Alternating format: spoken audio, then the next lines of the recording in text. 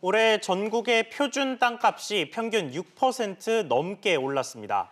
9% 넘게 뛰었던 지난해보다는 낮아서 정부가 속도 조절을 했다는 평가지만 지역에 따라 급등한 곳도 있어 상가 등 수익형 부동산뿐만 아니라 중고가 주택 소유자들의 세 부담이 크게 늘어날 전망입니다. 자세한 내용 정윤영 기자에게 들어보겠습니다. 정 기자, 정부가 토지 거래 기준이 되는 올해 표준지 공시지가를 정했어요. 이 평균적으로 보면 작년보다는 덜 올랐네요. 네, 지난해를 보면 전국 공시지가가 9.42% 올라서 11년 만에 가장 높은 상승률을 보이기도 했습니다. 정부가 부동산 공시가격의 형평성을 개선한다고 이를 급격하게 올린 것이었는데요. 올해는 6.33% 올랐습니다.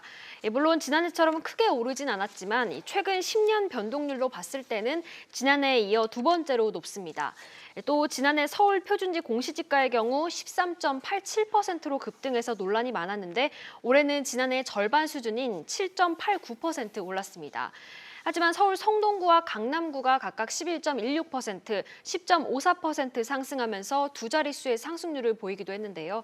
이 표준지 공시지가 현실화율도 65.5%로 지난해보다 0.7%포인트 올랐습니다. 네, 지금 이야기했던 내용 중에 성동구와 강남구가 10% 넘게 상승했다라고 하는데 이유가 뭡니까?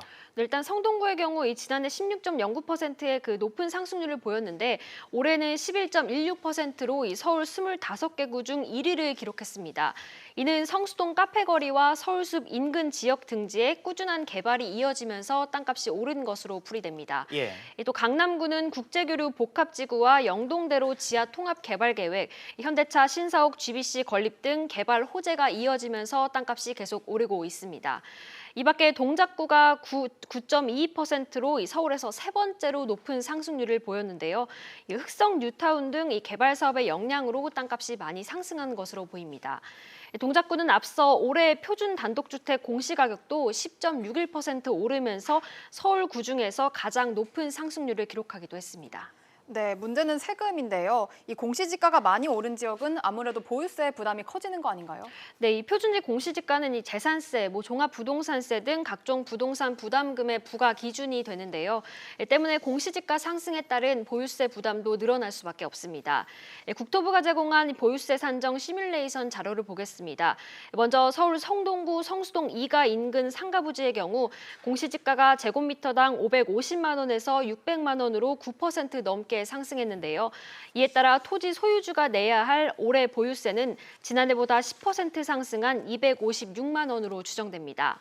또 서울 강남구 역삼동 인근의 오피스 빌딩 부지도 보겠습니다. 공시지가가 올해 2,630만 원으로 올랐는데요.